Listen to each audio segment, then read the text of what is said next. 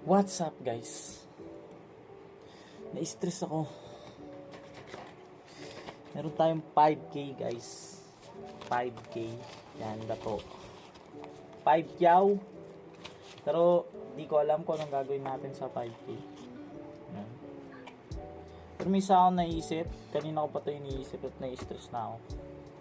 What if kung mag-buy and sell tayo ng bike guys? Pero kanina pa ako nag-scroll, wala akong makita ng mura guys. Check nyo.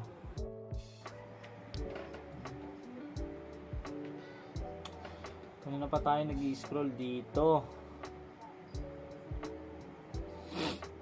Shish!